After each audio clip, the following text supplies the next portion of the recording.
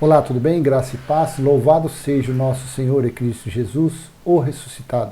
Vamos a mais um vídeo para falarmos a respeito da sã doutrina, a respeito da escatologia consumada. Vamos tentar passar o nosso entendimento à frente. O batismo com fogo ainda vai acontecer? Este é o tema deste vídeo. O batismo com fogo ainda vai acontecer? Porque eu frequentei um lugar, um local, nós estamos no ano 2021. Isso era lá para o ano 1992 até 94, 95, por aí. E eu sempre fiquei naquela ansiedade, na expectativa, porque diziam que para a pessoa ser filho de Deus, ter o selo do Espírito Santo, tinha que ser batizado com o Espírito Santo e com fogo. E perguntava-se como era o batismo com fogo. Não, você vai estar adorando, buscando, louvando, e o seu corpo vai ficar quente, você vai começar a transpirar, você vai começar a falar uns balabachúria, umas línguas estranhas, e aí você estará sendo batizado com o Espírito Santo e com fogo. E eu acreditei até tempos atrás, sei lá, 3, 4, 5 anos atrás. Mas quando o Espírito Santo, o Espírito da graça, nos revela, através de vídeos que nós assistimos, através de leituras que fazemos, leituras estas intensas, muita leitura. Então nós conseguimos entender o que foi o batismo com o Espírito Santo e com fogo. Na verdade, para nós que nascemos depois do ano 70 DC, depois do juízo de Deus, o Espírito já foi justificado, santificado e remido. O nosso Espírito sempre esteve pronto, porque, afinal de contas, segundo Paulo, o Espírito dos eleitos existe antes mesmo da fundação do mundo, antes dos tempos eternos. O nosso Espírito já foi preparado por Deus. Sendo assim, o que nos faltava era o avivamento do Espírito. O sair do engano, o sair da mentira, da fraude, o sair do paganismo. Porque, na verdade, o que se fazem aí fora é um verdadeiro paganismo. É viver, praticar as obras da maldição da lei de Moisés. Porque, afinal de contas, é o pilar da religião: lei, fraude, engano, mentira. Isso faz que ainda existam esse sistema religioso, com suas denominações, com CNPJs. Porque a verdadeira Igreja de Cristo está em nosso espírito. Nós fazemos parte, o nosso espírito é o corpo da Igreja de Cristo.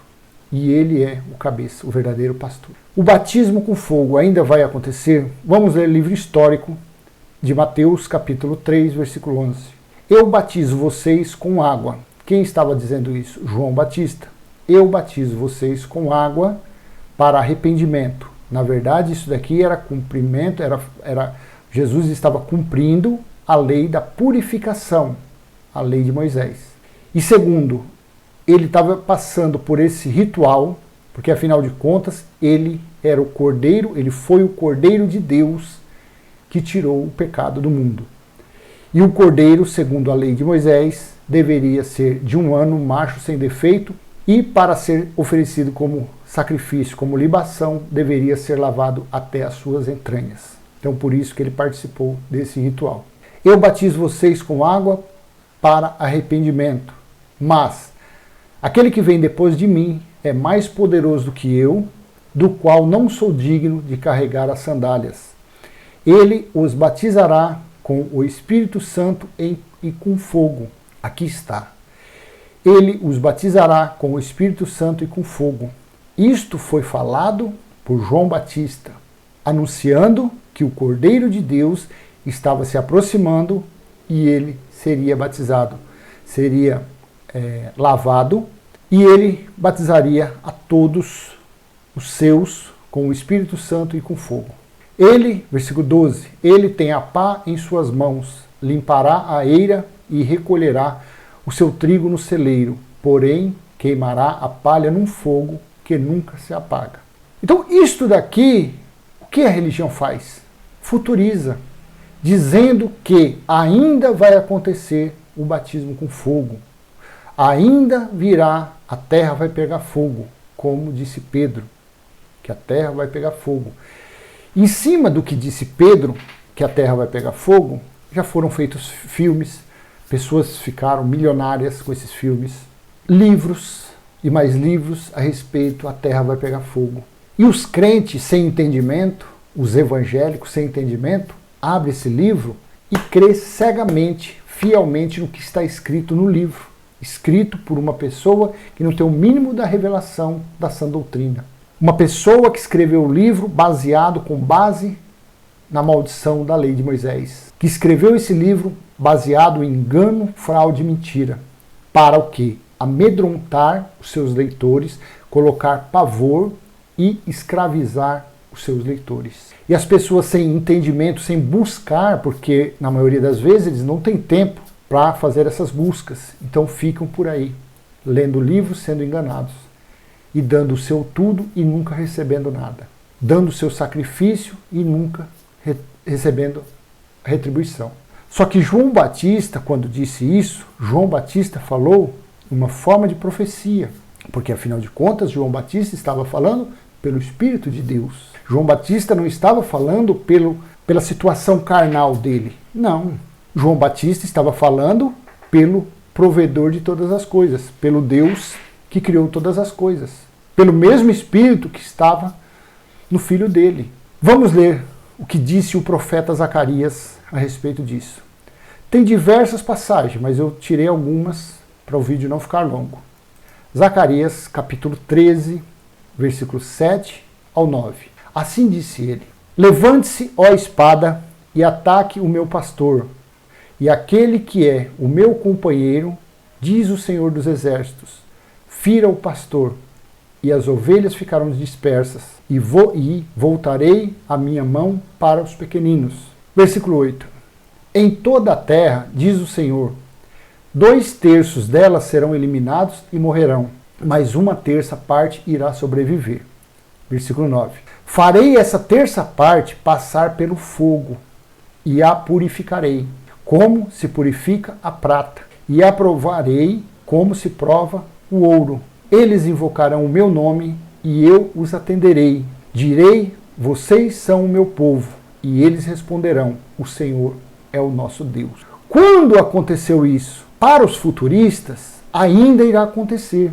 Mas para nós que cremos, que acreditamos, para nós que temos o dom da fé, então nós cremos nisso. Este ocorrido se deu no ano 70, quando Deus veio e julgou Israel.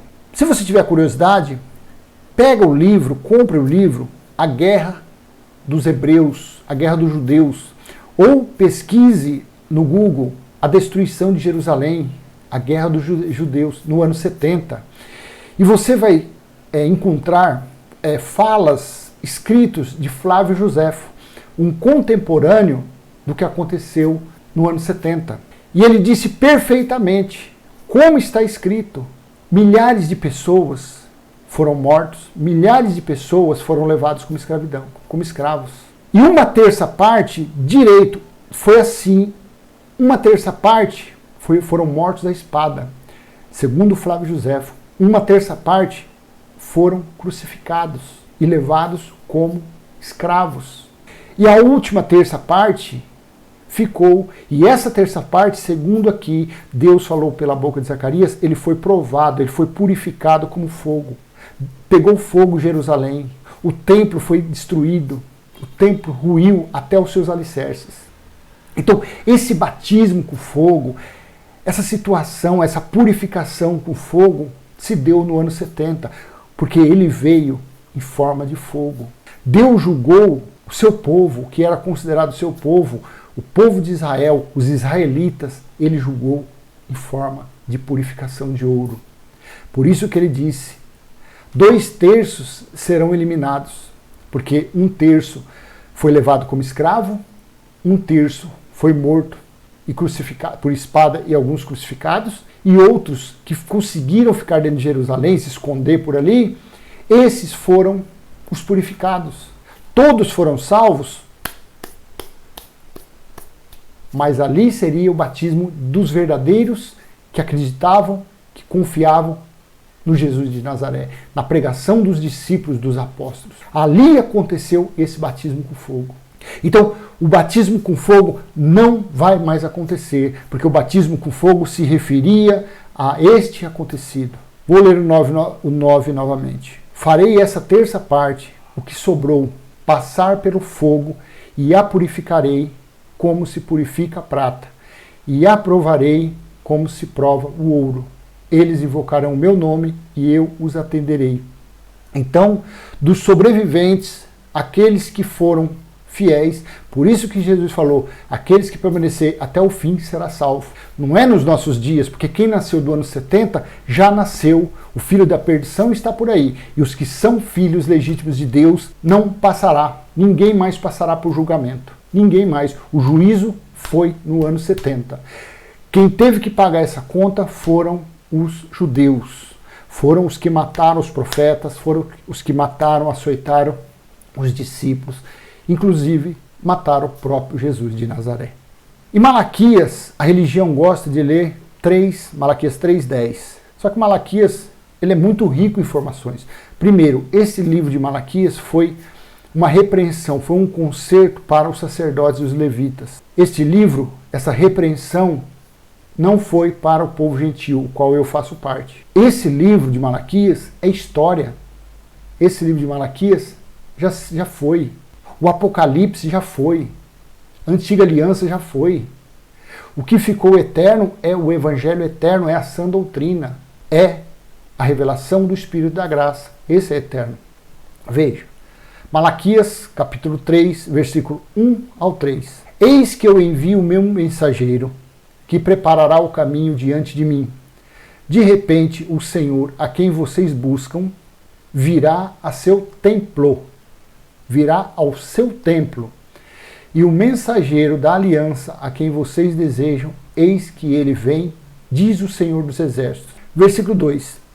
Mas quem poderá suportar o dia da sua vinda? E quem poderá subsistir quando ele aparecer? Porque ele é como o fogo do ourives e como o sabão dos lavandeiros.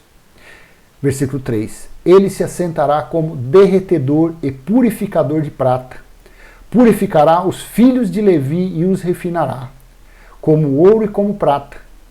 E eles trarão ao Senhor as ofertas justas. Aqui também outra profecia, dizendo o que iria acontecer quando Deus viesse ao seu templo. Porque ele disse, eis que eu envio o mensageiro que preparará o caminho diante de mim. De repente, o Senhor, a quem vocês buscam, virá ao seu templo. E o mensageiro da aliança, a quem vocês desejam, eis que ele vem, diz o Senhor dos Exércitos. Então, outra situação que Deus também viria como um purificador de pedras preciosas. Isaías, capítulo 29, do versículo 1 ao 8. Veja, ai de Ariel, cidade onde Davi acampou, acrescentem ano a ano, deixem que as festas completem o seu ciclo. Eu vou colocar na versão Almeida, Revista e Atualizada, veja que fica mais claro. Ai da lareira de Deus. O que é uma lareira? É tipo um lampião, um forno, alguma coisa quente, alguma coisa como fogo. Então aqui está dizendo, ai da lareira de Deus, Jerusalém, cidade lareira de Deus, em que Davi assentou o seu arraial. Aonde foi que Davi assentou o seu arraial? Foi em Jerusalém. Então, tire da sua mente o que diz a religião, que Jesus virá. Não virá, porque ele veio como juiz em Jerusalém, porque ele disse que as coisas todas aconteceriam em Jerusalém. Não, nós estamos no ano 2021, depois de quase 2000 anos desse acontecido. Não tem a mínima possibilidade de se cercar, de acontecer alguma coisa em Jerusalém, porque basta os Estados Unidos, basta a Rússia, um país que tem bomba atômica, soltar um traque e acaba tudo. Não tem mais a necessidade dessa lareira de Deus. Então aqui se referia a Jerusalém. Tem até aqui no título, Jerusalém e seus inimigos.